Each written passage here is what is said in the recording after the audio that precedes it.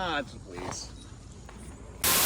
Buenos noches, my fellow Christians, Catholics, and atheists. Today I'll be taking a look at OniAi. I first watched it about 5 years ago, thought it was average, and gave it a strong 5 out of 10. Now, how does it hold up today? Is it better, worse, or just the same? There's only one way to find out. So,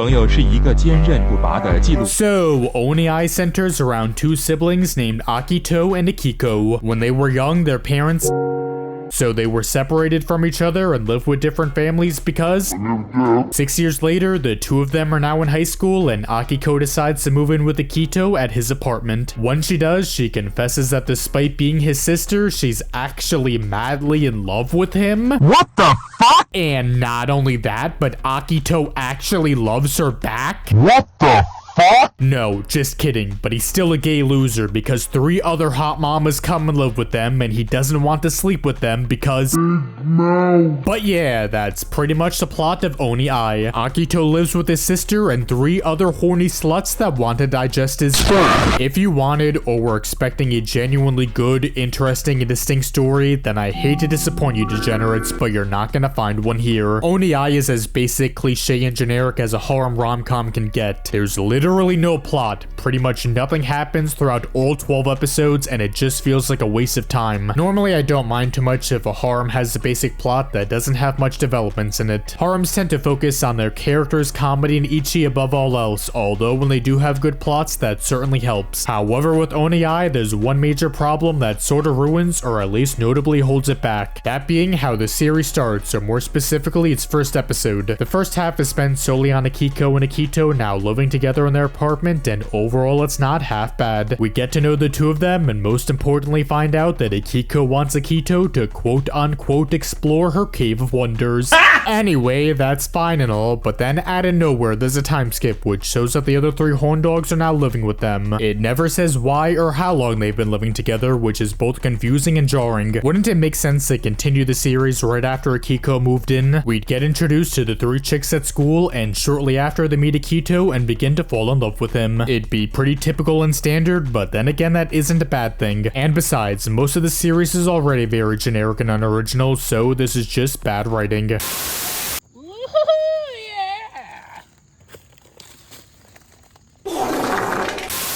Another thing that's pretty dumb is Akiko and Akito splitting up as kids, which doesn't make much sense. If their parents died, then wouldn't one of their relatives take them in? Or more importantly, wouldn't someone just take both of them in? What's the reason for them living in separate houses? And also, why hasn't Akiko traveled to see Akito before? If she loves him so much, then wouldn't she try and visit him like once a month or something? These are questions that the show probably doesn't answer. I say probably because they might have, although I was too busy beating the shit out of my happy plushie and wasn't paying attention. Fuck you! Fuck you! Yeah! Anyway, like I said, OniAi is a very basic and straightforward harem. There's barely any plot and there's really nothing that makes it different from other harems. There are some things the show has that are kind of interesting and new, although they're rarely used or mentioned. All 4 of the main girls are part of the school student council, so that's something, I guess. However, this is completely irrelevant since this almost never gets brought up. Since all the girls are part of the student council, you'd think the show would do something with this idea, but it doesn't. There's like 2 scenes with everyone in the student council room and all they do is just talk about how much they want to play footsies with Akito. They could be busy working on something for the school, doing activities, I don't know. You think I have any idea what the hell people in the student council do? Besides that, there's also the fact that Akito secretly writes core novels in order to make a living. That's both genuinely funny but also interesting since there's a lot the show can do with this concept. Maybe there's an episode where Akito is trying to write his next chapter but he keeps getting interrupted by all the girls so he doesn't finish. Maybe at the end of it, one of the girls finds out, but she decides not to tell everyone else and keeps it a secret between her and Akito. Or maybe she finds out without Akito knowing and keeps it to herself, but you see what I mean? There are some ideas that have potential to be good, but they're barely used and are underdeveloped. So much of the show is just your average typical generic harem stuff. For example, Arashi and Akito mistakenly get locked up in the storage room and Arashi tries to consume Akito's food. But uh-oh, stinky, Akito doesn't like her that way. He ends up saving her. Kiko walks in and it's a big misunderstanding. Akito is sick and it's Anastasia's turn to help him get better. He closes his eyes and Anastasia decides she's going to kiss him. But then, uh-oh, stinky. Akito opens his eyes and now she can't kiss him. All the girls are taking a bath, however they realize that they're out of soap. Akito then comes with their soap, but Ginbei falls on top of him when she's naked. Now, based on what we've seen so far, what do you think Ginbei will do? Will she A, scream at the top of her lungs, B, get excited and try to make love to him, or C, she deletes all the remaining episodes on my hard drive, meaning the show ends here? You got 5 seconds to think.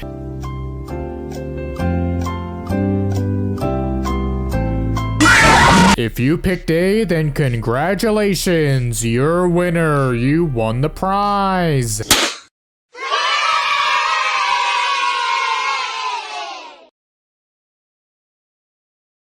Big mouth. Anyway, being standard and safe isn't necessarily a bad thing for Harem, since their biggest strengths tend to be their characters and comedy. OniAi does have its funny moments as well as some memorable characters. It even has some fun and genuinely not half bad flashbacks towards the end of its run. We find out how Akito met Ginbei and Anastasia, which is nice, although again, I feel like they should have been in the first episode. Anyway, one of these flashbacks takes up about a fourth of the last 2 episodes, and like I said, it's alright. That being said, the rest of the episode's runtime has the cast walking around outside trying to look for someone. It turns out it's Akito's editor, they all go back inside, Akiko tells Akito that she loves him, and that's it, so that's pretty disappointing. I know the series has no plot and all, but still, I'm sure they could have ended off the season on a much stronger note. Whoa,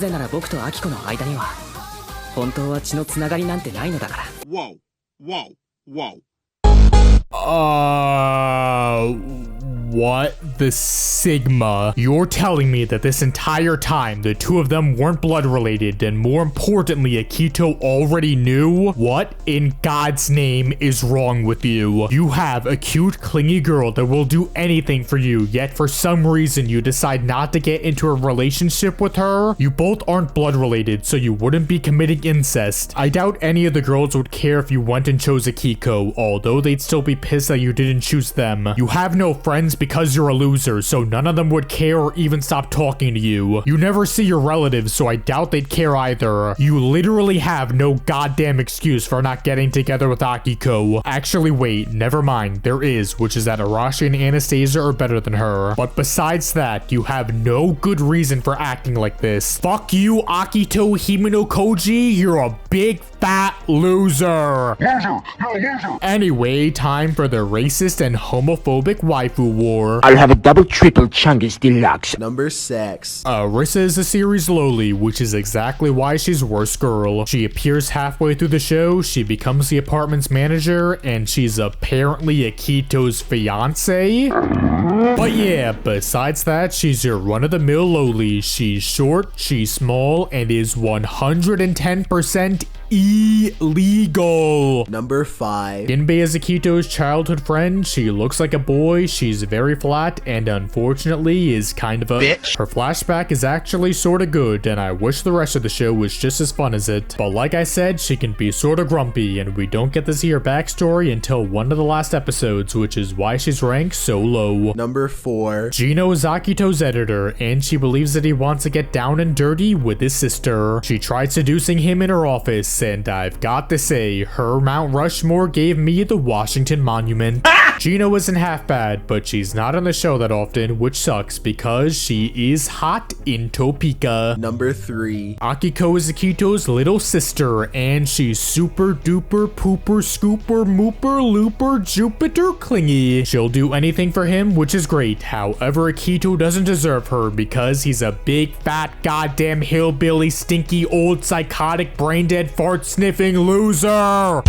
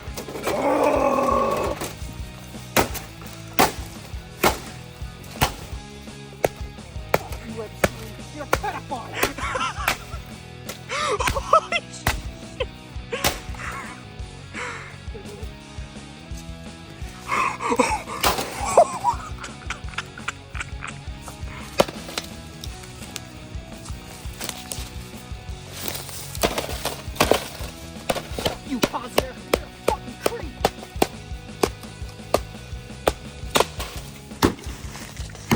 Yeah! Yeah! Motherfucker! Fuck you, Walkie Toe! Motherfucker! Ah, yeah, yeah, yeah! Yeah! Rainbow Dash! Fucker! By the way, car. Ah, please.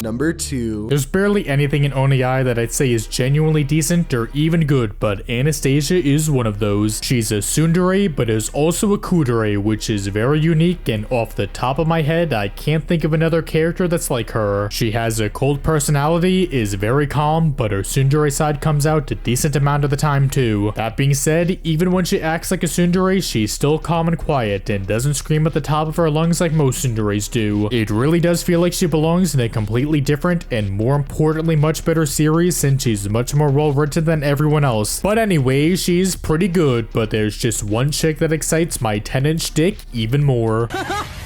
One! Just like Infinite Stratos, Best Girl manages to be the hot mama that wears an eye patch because eye patches are cool, and Arashi is cute, very aggressive, and she even nicknamed herself the Predator, so I guess she really loves cupcakes. The anime was animated by Silverlink, and surprisingly it looks solid. Animation isn't half bad, designs are good, characters are always on model, and the Ichi scenes look kawaii. I got nothing to complain about. It's not mind-blowing or anything, but still, even for a harem, it's a good-looking show. I don't care that you broke your elbow. The soundtrack is alright, there's some decent tracks, but overall it's pretty standard. Its opening and ending themes were fine as well, but I don't think I'll be listening to any of its tracks again. There's also no dub, so that's a load of poo-poo caca. I like turtles. Well, that was OniAi, and it was a bit worse than I remember it being. It's very generic and standard, and it doesn't do anything new with the harem genre. There's a couple fun characters, some funny moments, and a few decent scenes as well. But at the same time, there's also a lot of cliche and unfunny jokes, some scenes are kind of boring, and both the plot and its cast don't develop at all. OniAi is not good, and I should probably be harder on it than I already am. But despite its shortcomings, it's hard for me to hate it, since I do enjoy parts of it. However, most of my enjoyment comes from me being an incel harem enjoyer, so basically the show is sort of a guilty pleasure. Anyway, I do not recommend OniAi, which is why I'm giving it a 4.97 out of 10. Well, that's going to do it for this video. If you liked it and want to see more, you can help by leaving a like, comment, sharing, and subscribing. You can also support me on Patreon and can now even become a member of my channel here on YouTube. Anything helps, and I appreciate every single one of you guys and girls. Anyway, peace out, bronies, and remember to vote for Donald J. Trump this November. I'd like to be a tree.